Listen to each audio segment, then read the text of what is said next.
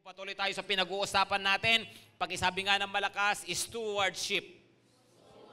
Pag po sinabing tayo po ay katiwala, napakahalaga po ulit na binabalikan natin lagi ang katotohanan na ang Diyos ang may-ari. Sabi po ng Psalm 24 verse 1, again, ay the earth is the Lord's and everything in it. So lahat ng bagay pagmamay-ari ng Panginoon at ang tao katiwala lang. Ang church, pinag-usapan din naman natin last Sunday, ay sa Panginoon din. So ang bawat church, ang kabuuan ng church, lahat po ng yan ay pagmamay-ari ng ating Panginoong Jesus. At again, yung mga Kristiyano, tayo ay katiwala. Ngayon, gusto ko naman pag-usapan natin ang ating mga sarili. Naniniwala ba kayo na ang ating buhay mismo pagmamay-ari ni Lord? Come on, naniniwala ba kayo doon? Ang buhay natin ay pagmamay-ari ng Diyos. Pero gusto kong mag-focus tayo sa isang napakahalagang bahagi siyempre ng ating buhay at yun ay walang iba kundi ang ating katawan. We are stewards of our bodies. Tayo ay mga katiwala ng ating mga katawan. Okay? So balikan lang muna natin yung unang-unang katotohanan. Sabi ko nga, paulit-ulit tayo na pag-uusapan natin itong dalawang katotohanan na to. Unang-una ay ang Diyos ang may-ari. Pag-isabi nga ng malakas, ang Diyos ang may-ari. Tingnan natin ang Psalm 139 verse 13 to 16. Basahin nga lang natin to. Sabi niya, "For you form my inward parts." Panginoon, ikaw ang humubog ng aking atay at balon-balunan. Sabi mo niya. Of course, pwede pong sinasabi po niya na inward parts ay yung ating mga internal organs. Si Lord ang lumikha. Of course, pwede rin naman yung inner being, di ba? Yung ating personality, si Lord ang gumawa. Tapos sabi niya, "You knitted me together in my mother's womb." Binuo mo ako sa loob ng tiyan ng aking ina. Verse 13, sabayan niyo nga ako rito, "I praise you for I am fearfully and wonderfully made." Wow! Ano raw yung fearfully and wonderfully made? Tingnan niyo nga yung katabi niyo kung mukhang fearful. Katakot-takot, ganon. Alam niyo, maganda ang pagkakatagalog niyan. Sa lumang pagkakatagalog niyan, sabi niya, "Pinupuri kita sapagkat ako'y nilikha mong kahindik-hindik at kamangha-mangha." No? ano yung ibig sabihin nun? Okay, ganito lang mga kapatid ha. Pag sinabi, fearfully and wonderfully made, in one word na common na ginagamit natin ngayon, ang ibig niya sabihin ay awesome. Wow. Pakisabi ng malakas, awesome. Pakisabi sa katabi, you are awesome. Sabihin mo sa sarili mo, I am awesome. Okay? Sabi ni Lord, wonderful. Sabi niya uli, wonderful are your works. My soul knows it very well. No? So tinitingnan niya ang kanyang sarili. Sabi niya, wow, wonderful are your works. Kayo ba, pag nagsasalamin, ano sinasabi niyo? Pag nagsasalamin ka ba, sinasabi mo, ang galing mo talaga, Lord. No? Ang galing mo talagang gumawa. No? Imagine nagawa mo ako. Di ba? Sabi niya, wonderful are your works. Verse 15, "My frame was not hidden from you when I was being made in secret, intricately woven in the depths of the earth." No, ako, pinaglilihi pa lang. No? Kilala mo na ako, alam mo na yung itsura ko, alam mo na yung magiging itsura ko. Why? Kasi nga, yung ating pangangatawan mismo ay likha ng Panginoon. Amen ba? Ngayon, maaaring tinatanong nyo, ibig sabihin, "Pastor, pati yung bilbil ko, gawa ni Lord." Hindi, kasalanan mo na yan, ha? Pati yung eye bags ko, Pastor, no? Matulog ka kaya na maaga, no? At wag namang ibintang lahat sa Panginoon, ha, mga kapatid. Okay? Tapos sabi niya dito sa verse 16, sabayan niyo ako uli, "Your eyes saw my unformed substance." Di pa man ako nabubuo, kilala mo na ako. Sabi niya, yung aking katawan, "In your book were written, every one of them, the days that were formed for me, when as yet there was none of them." Hindi lang sa kilala mo na ako, yung aking itsura, kundi yung magiging araw ko, magiging buhay ko sa mga susunod na mga araw at mga taon, ay alam mo na lahat. Why? Because God is powerful and God is in control. Amen? Unang-una, na dapat na maging very clear sa atin na ang ating mga katawan ay nilikha ng Panginoon at dahil nilikha ng Panginoon, pagmamay-ari niya ang ating mga katawan. Amen ba? Kasi mahalagang ma-realize natin yan, lalo na sa panahon natin ngayon, na yung nga, sumisikat yung mga expression na my body, my choice. Di ba? Katawan ko to. Akong bahala rito. No? Kung anong gusto ko, no, yun ang mangyayari. No? Yun ang gagawin ko. Pero dapat ma-realize natin, hey, totoo, katawan mo yan, pero pinagkatiwala lang sa'yo. Dahil in the first place, hindi ka mag-i-exist sa mundo kung hindi itinulot ng Diyos na mag-exist ka dito. Maliwanag ba? Hello, maliwanag ba? Itong mga verses na binasa natin, naglalarawan ng kung paano tayong nilikha ng Diyos sa sinapupunan. Kasi nga, siyempre, iba naman yung pagkakalikha ni Adan. Di ba? Si Adan nilikha mula sa alabok. Di ba? Tapos si Eva nilikha mula sa tadyang ni Adan. At magmula noon, silang dalawa, nung nagsama, magmula noon, ang bawat tao na lumalabas sa ibabaw ng mundo ay, ang paglalarawan niyan ay dito na sa verse na binasa natin. Yun na ang description niyan. Ibig sabihin ay tayo habang nasa tiyan pa lang, ang Panginoon ang bumuo sa atin at bumubuo sa atin. Maliwanag ba, mga kapatid? Ibig sabihin, nung likhain tayo ng Panginoon, of course, alam niya yung genes ng nanay mo, alam niya yung genes ng tatay mo, nagsama yan, kaya nga you are unique. You are unique. Sabi nga nila, di ba, yung, ano ba yung tawag dito? Yung, ano to? Thumbs up to, di ba? Pero pag ginano to, di ba, meron tayong thumb mark, di ba? Pero tayong fingerprints, di ba? Sabi nila, napaka-unique daw ng ating fingerprint at ikaw lang ang mayroon yan. Why? Because you are not an accident. Nilikha ka ni Lord, dinisign ka ng Panginoon. Amen? Okay, so ang ating katawan, pagmamay-ari ng Diyos, kasi nga siya ang lumikha nito. Ngayon ganito ang nangyari, listen carefully, pumasok ang kasalanan sa ibabaw ng mundo at lahat ng tao napailalim sa kapangyarihan ng kadiliman. Napailalim sa kapangyarihan ni Satanas. So yung tao na nilikha ng Diyos, ngayon ay nasa ilalim na ng kapangyarihan ni Satanas, nasa kasalanan na namumuhay sa kadiliman.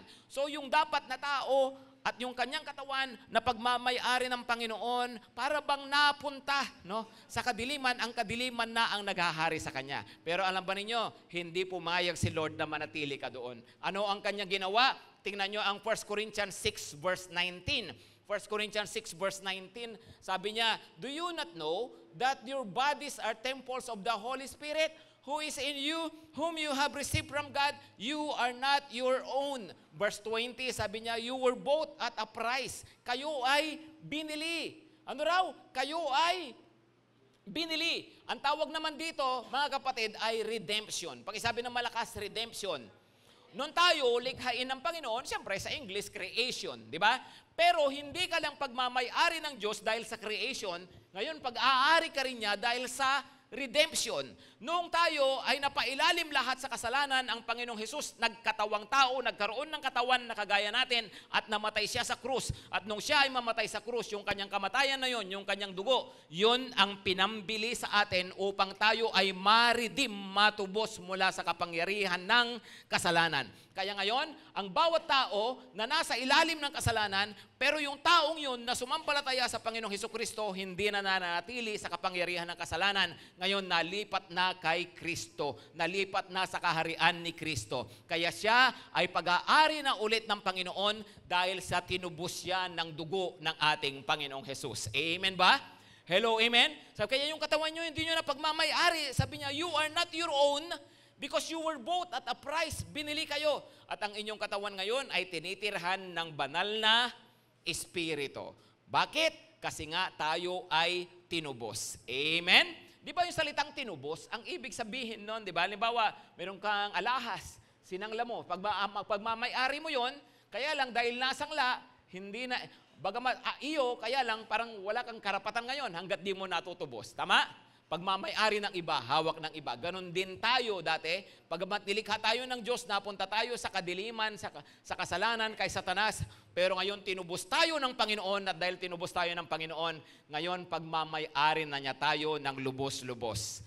Amen? Mayroong isang lumang kwento tungkol sa isang bata na gumawa raw ng laruan na bangka, no? At nung matapos niya ito, ginalingan niya talaga. Tapos nung matapos niya ito, dinala niya siyempre sa tubig at pinaglaruan niya. Kaso habang naglalaro siya, ay Hindi niya namalayan, bigla na lang lumakas yung agos doon sa tubig at natangay, nawala na yung kanyang bangka. Siyempre, lungkot na lungkot siya kasi nag-effort siya doon, kasi ginawa niya yon, kaya lang nawala na talaga. Hanggang lumipas ang ilang araw, sumama siya sa palengke sa kanyang nanay, at pagdating doon sa palengke, nakita niya may tindahan ng laruan, at pagdating doon sa tindahan ng laruan na yun, pumasok siya, at pagkakita niya, laking gulat niya, mayroong nakadisplay na laruang bangka. At nung tingnan niya mabuti, nakita niya, ito yun ha. Ito yung nawawala kong bangka. Ako ang may gawa nito. Dahil alam niya, kanya, kukunin na lang niya nang biglang, oy! Sabi nung may-ari nung tindahan, ano gagawin mo dyan? No? Akin po to, ako po ang gumawa nito. Paano mo nasabi niyan? Ito po, may marka pa nga ako, kabisado ko po ito. Sabi, kaya akin po talaga ito, kukunin ko. Hindi pwede. Sabi nung may-ari ng tindahan. Kasi, siguro, ikaw nga talaga gumawa niyan. Kaya lang, dahil ako ang nakapulot niyan, finders keepers, napulot ko pa yan sa Pacific Ocean. Sabi niya, ngayon, kung gusto mong mapasayo yan, kailangan mong bilhin. Nalungkot yung bata, pero sabi niya, sige po, umalis siya, umuwi siya. Pag-uwi niya, binenta niya ang kanyang nanay at tatay, binenta niya yung kanilang bahay, at bumalik siya. Pagbalik niya, may dala siyang pera, binili niya yung bangka na yon. Pagkabili niya, niyakap niya, tuwan-tuwa siya, at sabi niya, 2 beses, ngayon akin ka na talaga. Dahil 2 beses kang naging akin. Sabi niya, una, nung gawin kita, nung likhain kita. Pangalawa, akin ka na dahil binili kita. Sabi rin ni Lord sa'yo, 2 beses kang naging kanya. Una, dahil nilikha ka niya. Pangalawa, dahil binili ka ng kanyang dugo. Kaya kay Lord ka na talaga. Amen? Amen?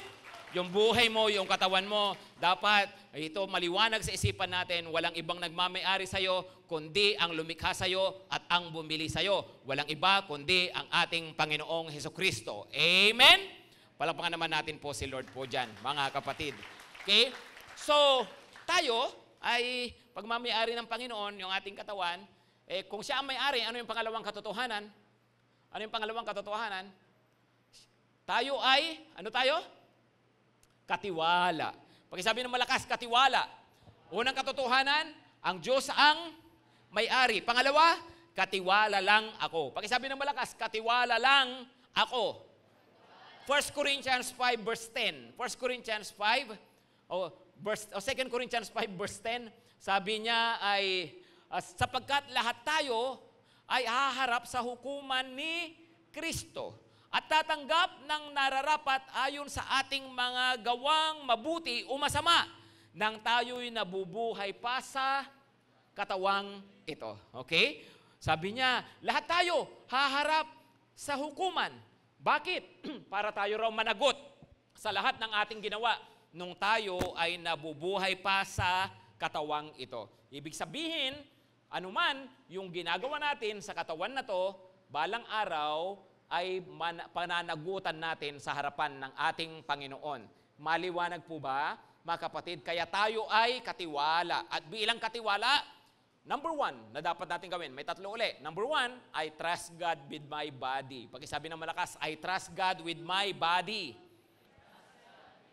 Matthew 6 verse 25. Pakibasa to ng malakas. Matthew 6:25. Therefore, I tell you, sabi ni Lord, do not be anxious about your life. Huwag kayong mabalisa, huwag kayong mag-alala tungkol sa inyong buhay. Kung ano ang inyong kakainin, ano ang inyong iinumin, o kaya tungkol sa inyong katawan, kung ano ang inyong isusuot. Hindi ba? Mas mahalaga pa ang buhay kaysa pagkain at ang katawan kaysa sa daramitin, sabi ng Panginoon. Huwag kayong mag-alala. Pakitignan ng katabi, pakisabihan, don't worry. Huwag mag-alala. No? Para saan? Don't worry about your body. Trust God. Magtiwala ka raw sa Panginoon. Bakit? Sabi niya, hindi ba mas mahalaga ang buhay kaysa sa pagkain? Kung nakaya kang ibigay, kung nakaya kang bigyan ng buhay ng Diyos, tingin mo hindi ka kayang bigyan ng pagkain? Kung kaya kang bigyan ng katawan, tingin mo hindi ka kayang bigyan ng damit? Hello?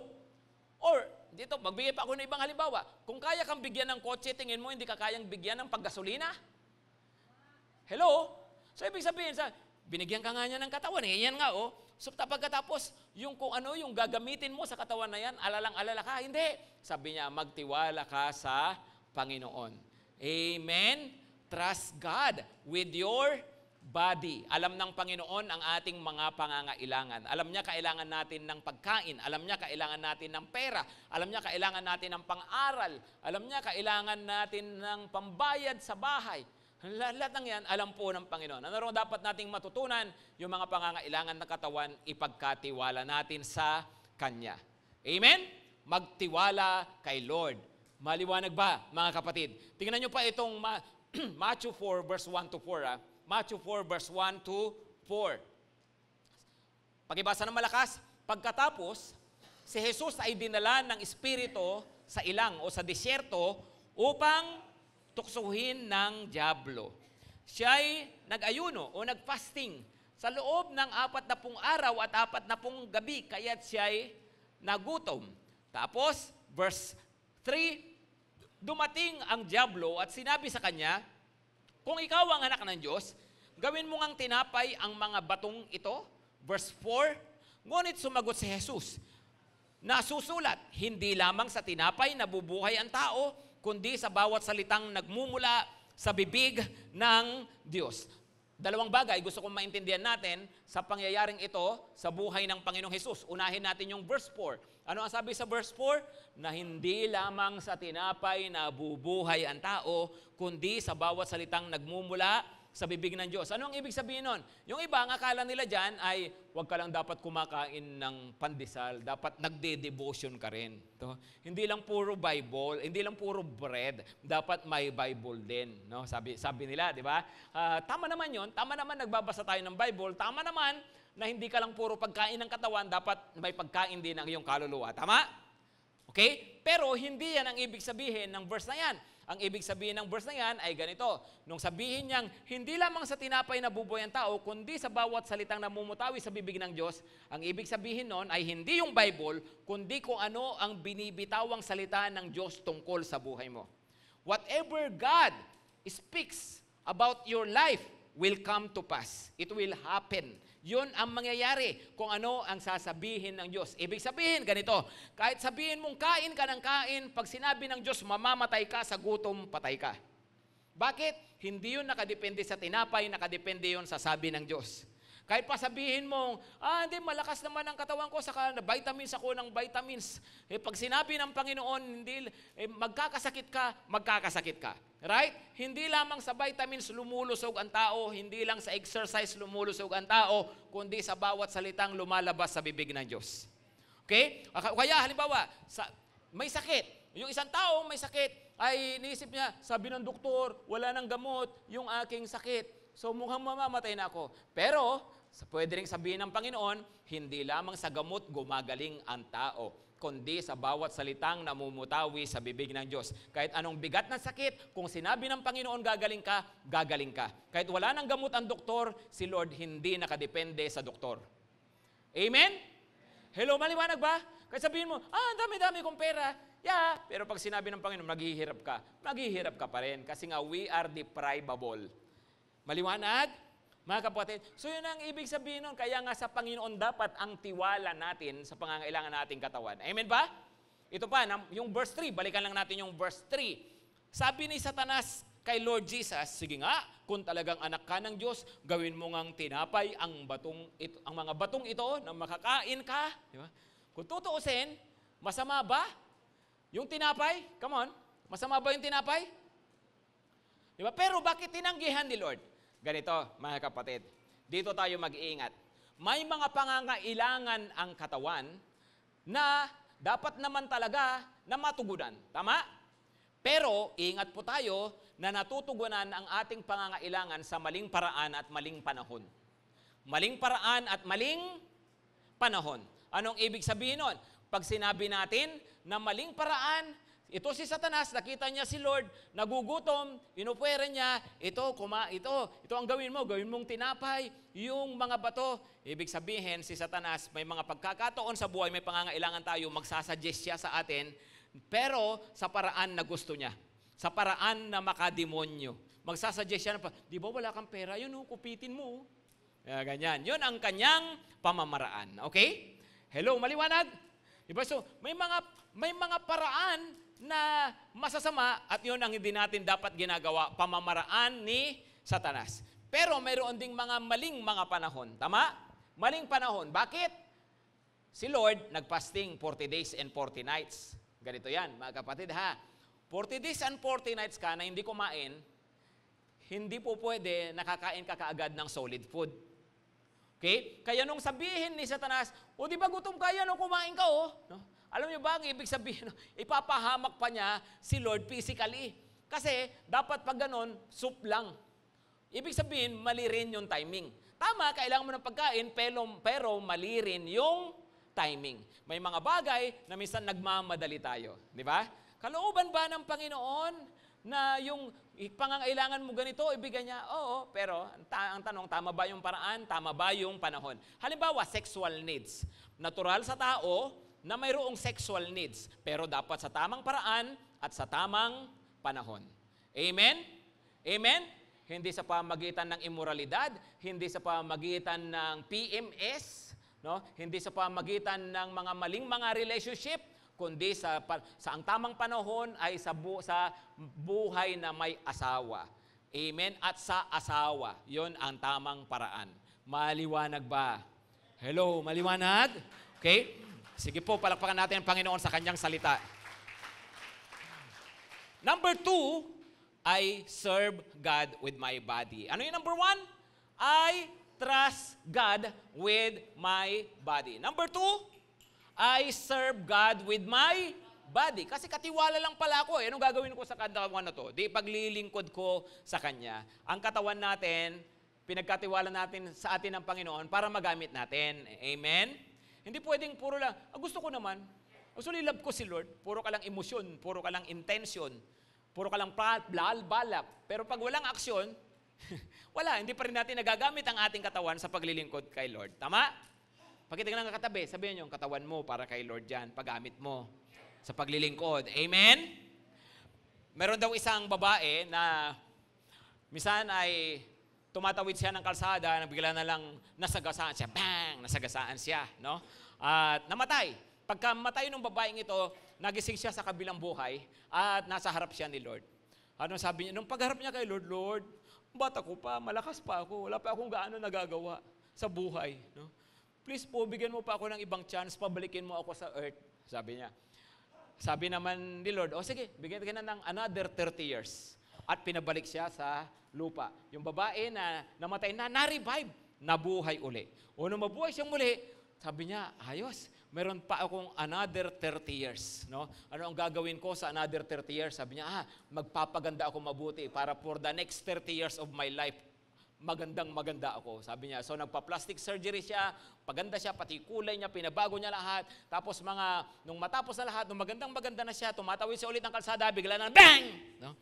At nasagasaan siya uli, namatay siya uli. No? Pagkamatay niya, nakaharap siya ulit kay Lord. Sabi niya, Lord, ba't naman ganun? Di ba pinangakuan mo ako ng 30 years? Bakit 1 year pa lang kinuha mo na ako uli? Sabi na Lord, ikaw pala yun? Hindi kita nakilala. No? Mga kapatid, ang katawan natin, hindi lang yan para magpaganda, hindi lang para magpa-cute, hindi lang para mag-gym, magpalaki ng katawan, hindi lang para ikain ng ikain, tulog ng itulog, nilikha yan ng Panginoon, ibinigay yan sa iyo ng Panginoon para ipaglingkod mo sa Kanya. Amen? Ipaglingkod natin ang ating katawan. Ano na po ang nagawa natin para kay Lord? Pag-isipan po ninyo. Binigyan tayo ng katawan, binigyan tayo ng lakas. Kaya nagawa ko na kay Lord. Ihandog ko na kay Lord. Yung makapag-church linggo-linggo. No? So, mukhang wala pa akong gaanong effort doon. Tama? Hello, tama ho ba? Maganda po, mag-effort pa tayo, yung ating katawan gamitin natin. Yung ating mga labi gamitin natin para sa Panginoon. At ito po isa sa best na paraan sa pamagitan ng Ebanghelyo ni Jesus. Tingnan niyo po ang 2 Corinthians 4 verse 10. 2 Corinthians 4 verse 10, sabi niya, always carrying in the body the death of Jesus, so that the life of Jesus may also be manifested in our bodies. Gusto ko si Lord makita sa akin. Yung kanyang kamatayan, yung kanyang muling pagkabuhay, makita mismo sa pamagitan ko. Of course, si Paul, ang sinasabi niya rito, ang dami kong pinagdaan ng hirap, na-torture ako, nabilanggo ako. So yung katawan ko mismo ay naglalarawan ng kung anong paghihirap na ginawa ni Lord para sa akin. Tayo naman, di kinakailangan na ganun sa Pilipinas, right? Pero at least man lang sana, alam natin sa pamagitan ng ating katawan, na alam natin, dala-dala natin lagi ang ebanghelyo ng Panginoon. At sa pamagitan niya, may mga tao pang makakilala sa Kanya. Amen? At kung sakali man na mayroong magalit, no? Kagaya ni na Apostol Pablo, although mas matindi nga pinagdaanan nila, pero wag daw matakot. Tingnan nyo ang Matthew 10 verse 28. Matthew 10 verse 28, pakibasa ng malakas. Huwag niyong katakutan ang pumapatay ng katawan, ngunit hindi naman nakakapatay ng kaluluwa. Sa halip, ang katakutan niyo ay ang Diyos na may kakayahang pumuksa ng katawan at kaluluwa sa impyerno. Amen? Mas masyado tayong concern sa katawan, mas takot tayo para sa katawan. No? Pero sabi ni Lord, hey, huwag kang matakot sa tao, maglingkod ka lang sa akin. Ang importante, yung ginagawa mo para sa Kanya. Amen?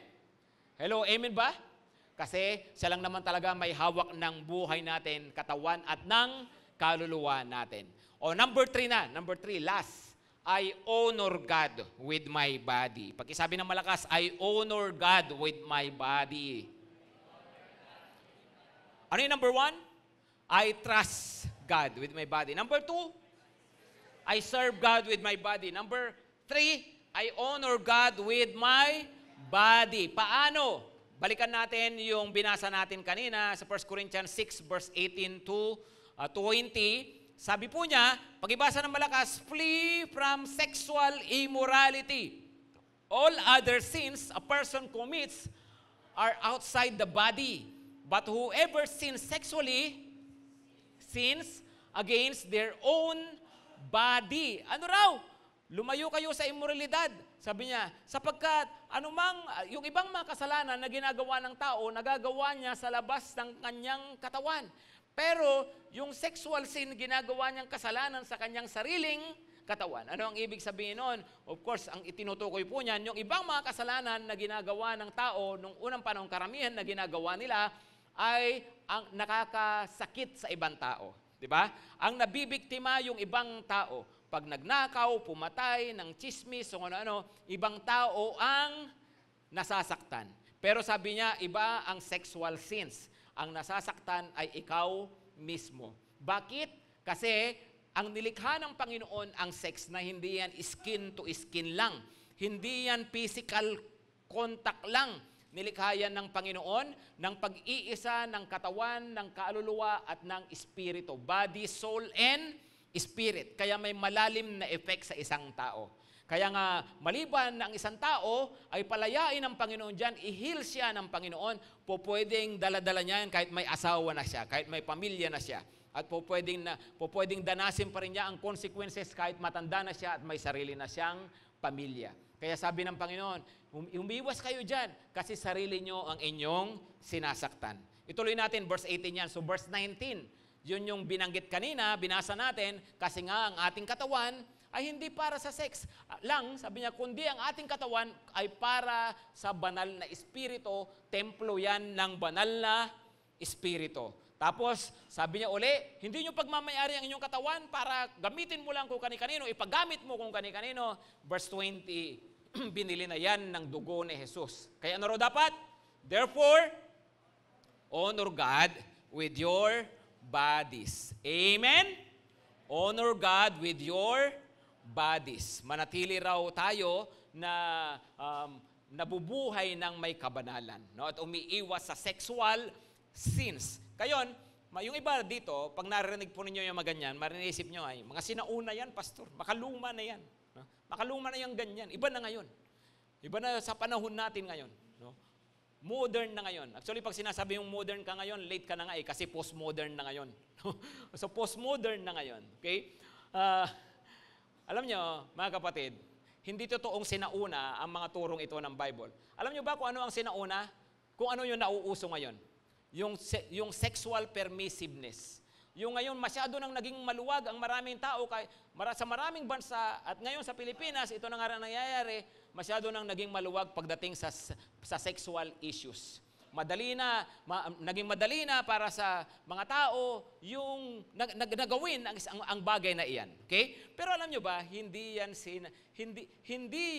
ang matatawag natin na modern o postmodern. Actually, yan ang totoong sinauna. At kung yung ano na babasa nyo sa Bible, actually, ito yung mas bago. Alam nyo ba yon? Bakit ko sinasabi ito? Kasi bago masulat ang Bible, bago bumaba ang Panginoong Hesus dito sa lupa, i-research nyo lang ng konti, i-google nyo ng konti, manood kayo ng konting Netflix, ng mga documentary, mababasa ninyo dyan ang mga history nung unang panahon, kung ano ang kanilang sexual values. Halimbawa, basahin nyo lang ang kwento ng Roma kung saan ipinanganak ang Panginoong Hesus sa kanilang pamamahala, sa kanilang paghahari. Makikita nyo po ibang-iba. Grabe po ang sexual permissiveness nung panahon na yon. At grabe po, talaga pong napaka-common sa kanila. Hindi nga nila iniisip na masama yung bagay na yan. Pero nung masulat ang Biblia, at ito, nagtuturo ang Panginoong Hesus sa kanila, ganun pala yun, masama pala yun. Kaya kung tutuusin yun ang sinauna, ang Biblia ang bago. Maliwanag? Hanggang sa sumunod ng mga taon na impluwensyahan ng Biblia, ng Kristyanismo, ang maraming kultura at maraming bansa. At nang nitong mga nakaraang mga panahon, maraming bansa ang nagbago ng pananaw. At naging mas careful ang mga tao tungkol po sa mga bagay na may kinalaman sa sex nung mga nakaraang mga taon. Pero ngayon nga po, unti-unti, habang tumatagal, ang mundo nagiging post-Christian. No? Nagiging post-Christian. Wala na tayo sa Christian era. Alam niyo ba yon? Nasa post-Christian era na tayo. So dahil nasa post-Christian era tayo, bumabalik ang mundo sa dati na buhay ng mga tao. Buhay ng mga Romans, buhay ng mga kung ano-anong mga lahi nung unang panahon, ng mga Grego, bumabalik na ngayon. Dahil nga po sa nasa post-Christian na tayo. Are you following? Hello, are you following? Pero ito, pakinggan nyo mabuti, mga kapatid ang pagbalik ng mundo sa ganito, pasama na naman ng pasama, alam nyo ba na yan ay tanda na ang Panginoong Hesus ay talagang babalik na uli. Kung paanong dumating siya muli, dinatnan niya ang mundo na napakasama. Nung una siyang dumating, ipinanganak siya sa sabsaban, tapos binago po niya. Pero ngayon, pasama na pa ulit ng pasama ang mundo. Muli siya darating second coming, at ngayon itatayo niya ang kanyang kaharian at mawawala na lahat ng kasamaan. Amen? Kaya tayo po mamili kung para kanino talaga yung ating buhay at yung ating katawan. Amen? Romans 8 verse 10. Sabi po niya, kaya ba natin to? Okay? Romans 8 verse 10, but if Christ is in you, pakisabi ulit ng malakas, Christ in me. Diba? Christ in you. Yan, no? Christ in you. If Christ is in you, although the body is dead because of sin, the spirit is life because of righteousness. Amen? Ngayon, dahil nasa iyo si Lord, kung hindi kaya ng iba, kaya mo. Hindi kaya ng iba, magbago, kaya mo. Bakit? Meron ka ngang Holy Spirit Templo ka nga ng banal na Espiritu. So kaya natin. Amen? Makapamumuhay tayo ng may kabanalan sa ating mga katawan. Maliwanag po ba? Tumayo na po tayo lahat. Sige po. Last verse. Pakinggan natin mabuti ito. Romans 12 verse 1. Romans 12 verse 1. Tingnan niyo po ito. Therefore, I urge you, brothers and sisters, in view of God's mercy, to offer your bodies as living sacrifice, holy and pleasing to God. This is your true and proper worship. Ano raw ang talagang hinahanap ng Panginoon? Ano raw yung true and proper worship? Ano raw yung kinalulugdan ng Panginoon? Yung tayo nag-church, hindi pa ho yun ang true and proper worship. Ano ho? Yung tayo ay talagang kumakanta ng buong puso sa Kanya, no? Well, pwede, pero kulang po yun Ano ba talaga kalugod-lugod sa Panginoon? Yung ating katawan ay nakahandog sa Kanya.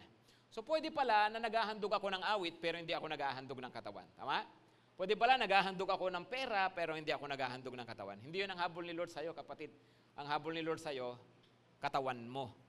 Ibigay mo raw sa Kanya yung iyong katawan bilang buhay na handog. Amen? Bakit? Kasi sa katawang ito, andito pa yung kaluluwa na binigay sa atin ng Panginoon. At balang araw, iiwan natin tong katawan na to at nakatira na tayo sa Panginoon. Kaya ang mahalaga sa Kanya ay kung ano yung ginagawa natin ngayon bago tayo humarap sa Kanya balang araw. Okay. So gusto po ng Panginoon, ihandog daw natin ang ating mga katawan. Offer your bodies as living sacrifices. Yumuko po tayong lahat at pumikit. May sinasabi sa iyo ang Panginoon, pakinggan po natin siya. Sinasabi sa iyo ng Panginoon, anak, maglingkod ka na sa akin. Offer your body, serve me with your body. May mga pinapagawa ang Panginoon. Mag-commit tayo ng pagbibigay natin ng lakas at ng oras natin sa Kanya. Yung iba sa inyo, maaaring sinasabi ng Panginoon, anak, isuko mo na yung kasalanan na yan. Offer your body to me. Honor me with your body. Talikuran mo na yung kasalanan na yan. Hingi ka ng tawad sa Panginoon. Kung alin man dito, ang sinasabi sa inyo ni Lord at sumasagot ka ngayon ng, yes, Lord, sinasabi ba sa iyo ng Panginoon, serve me with your body o honor me with your body? Kung alin man, at sumasagot ka ng, yes, Lord, taas mo nga ang iyong dalawang kamay bilang tanda ng iyong pagsuko sa Kanya. Usapan yung dalawa ito ng Panginoon. Opo, Panginoon, narito po kami. Kikita nyo ang puso't isip namin. Pakinggan mo po kami, Panginoon. Sige po, kausapin nyo ang Panginoon. Sabihin nyo sa Kanya yung inyong sagot. Kung kasalanan, hihingi natin ng tawad, sabihin natin, Panginoon, tinatalikuran ko ito, tulungan mo po ako. Kung paglilingkod, Panginoon, gamitin mo ako. Gabayan mo po ako. Yes, Lord. Salamat sa aming mga katawan. Salamat na pinagkakatiwalaan mo pa kami ng buhay dito sa lupa. Narito kami, Panginoon. Gamitin mo nga po ang buhay namin. Help us to truly serve you, Lord. Narito nga po kami, Panginoon. Baguhin mo pa po kami. Patawad sa mga kasalanan namin. At tanggapin mo ang aming mga katawan bilang buhay na handog. At magmula ngayon, Panginoon, mabubuhay kami sa katuwiran at kabanalan. Nihiling ko, Panginoon, anuman na pagkaalipin sa kasalanang sexual, nihiling ko palayain nyo ang inyong mga anak. At mawala ng ang gapos na ito sa buhay namin, Panginoon. Anuman nakahinaan pa, anumang masamang bisyo, masamang gawain, alisin nyo po ito sa amin. Sinusuko namin ang mga ito sa iyo, Lord. At ganoon din po, Panginoon, binibigay namin sa iyo ang aming buhay para sa paghahandog, paglilingkod po namin sa iyo. Pwede na po nating ibaba ang ating mga kamay. Let me pray for you. Ganoon din po, Panginoon, pinapanalangin ko ang bawat isa. Panginoon, may mga pangangailangan kami, may mga gusto kami sa buhay. Hinihiling ko, abutin nyo kami, 10 ng aming pamilya. Kung sino man sa amin may karamdaman o mga mahal namin sa buhay, hinihiling namin ang kagalingan. Humingi kami, Panginoon, para sa aming sarili at sa aming pamilya ng mahabang buhay at ng mabuting kalusugan. Humihingi kami, Panginoon, ng pagtugon sa mga pangangailangan pinansyal. May mga bayarin, Panginoon, tulungan mo po kami. I-bless nyo ang mga hanap buhay, i-bless nyo ang mga negosyo, tulungan nyo ang mga naghahanap ng hanap buhay, Panginoon. Pagpalain nyo po sila. Panginoon, pagkatiwalaan mo po kami ng mga magaganda pang mga bagay, Panginoon. Hinihiling ko, Lord, yung mga nangangarap ng bahay, ng sasakyan, Panginoon, ayon sa iyong kalooban, i-bless mo ang inyong mga anak, Panginoon. Pagpalain nyo po ang mga kapatid namin at ang maming mga pamilya. At makita nga po namin lalo, Panginoon, na talaga nga po kayo ang Diyos na mabuti sa amin, di nagpapabaya sa amin. Salamat po, Panginoon. Salamat po na marami. Basbasan mo po kami ngayon. At ngayon, mga kapatid, pagpalain kayo ng Panginoon at ingatan kayo. Pagliwanagin ng Diyos ang kanyang mukha sa inyo, maging mapagbiyaya siya sa inyo. Ibaling niya ang kanyang tingin sa inyo, maranasan niyo lagi siya sa inyong buhay, araw-araw, sa pangalan ng Panginoong Jesus. Amen at amen.